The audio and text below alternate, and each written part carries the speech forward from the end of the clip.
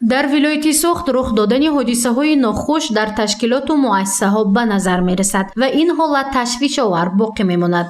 Ин хулосаи нозирони меҳнат дар иттифоқҳои касабии вилояти Суғд мебошад, ки баъди таҳлилу баррасии фаъолияти кории корхонаҳо бароварда шудааст. Шарифулло Абдуллозода, раиси иттифоқҳои касабии вилояти Суғд, натиҷаи фаъолияти нозирони ҳуқуқ ва меҳнатро таҳлил намуда иброз намуд, ки таи 7 соли охир 138 ҳодисаҳои нохуши истеҳсолӣ ба қайд гирифта шуда 55 нафар ба ҳалокат расиданд.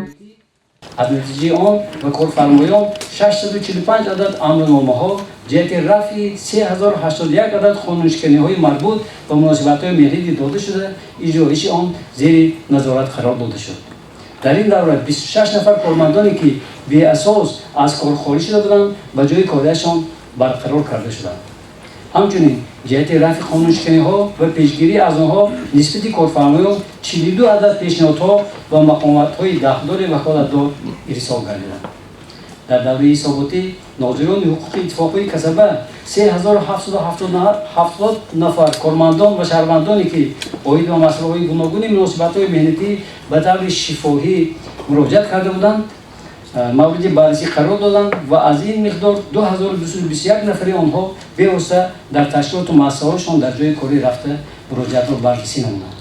ҳамчунин нозирони ҳуқуқ 167 ариза ва муроҷиатҳои хаттии шаҳрвандонро мавриди баррасӣ қарор дода тадбирҳои сервақтӣ андешиданд. ҳодисаҳои нохуш асосан ба соҳаи сохтмон, саноат, маъдан, савдо, комплекси агросаноатӣ ва нақлиёт тааллуқ дорад ва ба қайд гирифта шудааст. Ин маълумотҳоро Шарифулло Абдуллозода ҳангоми баргузории конференсияи 19-уми шӯрои иттифоқҳои касабии вилояти Суғд баррасӣ ва таҳлил намуд. Конференсияи мазкур субҳи санаи 31 май бо иштироки Маликшон Неъматзода, раиси Федератсияи иттифоқҳои касабии мустақили Тоҷикистон, Даврон Зоидзода, муовини раиси вилояти Суғд, Зуфар Исмоилзода, раиси кумитаи иҷроии ҳизби халқи демократии Тоҷикистон дар вилояти Суғд ва як қатор меҳмонон баргузор гардид. Ҳадаф таҳлили фаъолияти кории корхонаҳо, ташкилотҳо ва ҳалли мушкилотҳои ҷой доштааст.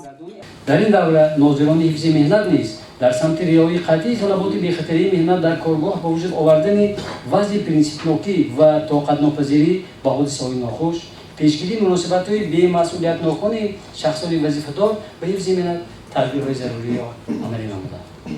ба ҳолати 1 январи соли 2022 дар шӯро ва кумитаҳои соҳилии вилоятӣ 10 нафар нозирони меҳнат фаъолият мекунанд. дар давраи ҳисоботӣ аз ҷониби нозирони ҳифзи меҳнат дар 4148 корхонаи ташкилотҳо таҳлил ва санҷишҳо гузаронида шуданд. дар натиҷа 11518 ҳолатҳои қонуншиканӣ доир ба меҳнат ошкор шуд ва аз он то имрӯз 13387 ҳодисаҳои қонунвайронкунӣ дар миллатҳои муайян гардида ислоҳ карданд, оиди бартараб намудани норасоиҳои боқимонда корҳо идома доданд. ҳоло шӯрои иттифоқҳои касабаи вилояти Суғд 12 кумитаҳои соҳавии вилоятӣ, 1 намояндагӣ ва 18 шӯроҳои ҳамоҳангсозии иттифоқҳои касабаи шаҳру ноҳияҳоро муттаҳид кардааст. Бояд қайд намуд, ки дар доираи баргузории конференсияи 19-уми ҳисоботии интихоботии шӯрои иттифоқҳои касабаи вилояти Суғд дар назди бинои иттифоқҳои касаба намоиши китобҳо ташкил карда шуд. Он таҳти унвони «Китоб сарчашмаи маърифат» баргузор гардид. намоиши китоб ва ихтироати наврасону ҷавононро Маликшон Неъматзода, раиси Федератсияи иттифоқҳои касабаи мустақили Тоҷикистон, Даврон Зоидзода, муовини раиси вилояти Суғд, Зуфар Исмоилзода, раиси кумитаи иҷроии ҳизби халқи демократии Тоҷикистон дар вилояти Суғд ва як қатор меҳмонон аз назар гузаронданд. оё ҳамин дӯхта метавонад ё не?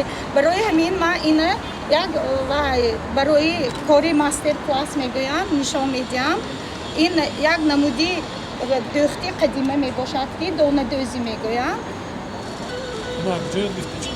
ин донадӯзия ман аз маркази таълими иловагии ёдгирифтагӣ, аслаш модарам босма медӯхтам, лекин доная аз ҳамон ҷо ёдгирифтагӣ ҳама ҳунармандо ҳастанд. ин шаҳри Хуҷанд. ягон камӣ надорад. Ман 5 сол дар Олмон будам. ягон камӣ надорад аз ҳамон чизе ки дар Аврупои 3 сол мешавад ёки дар кишварҳои дигар. фақат ҳамон роҳ ёфта, бурда, фурӯхта. фурӯшта барои чӣ нест? худи назди худатон, қад дур, якун камтар ҷои панахтар.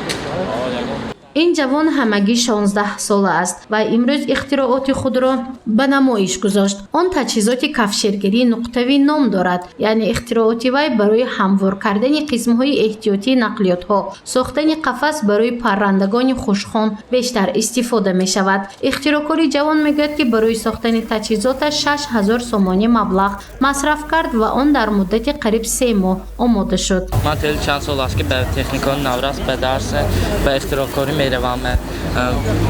در مرکز تحصیلات علوی رقمی 4 جماعتی یاوه نایب باقجان قفوروفه.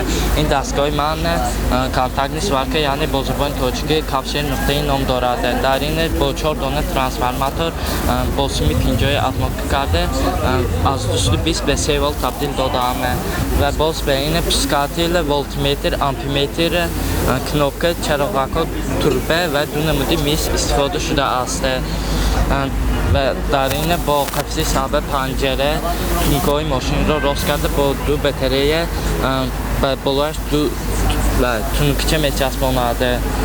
در این روز برابر اسام‌الدین اختراعکار اینچنین گروه اختراعکاران نورست دوستداران محفل‌های بافندگی و دوزندگی هنر دستی خود را به نمایش گذاشتند. این نوگانی‌ها را بجز از مهمانان رسمی اینچنین اشتراکچیان تماشا کرده به مهنت آنها بهای خود را گذاشتند.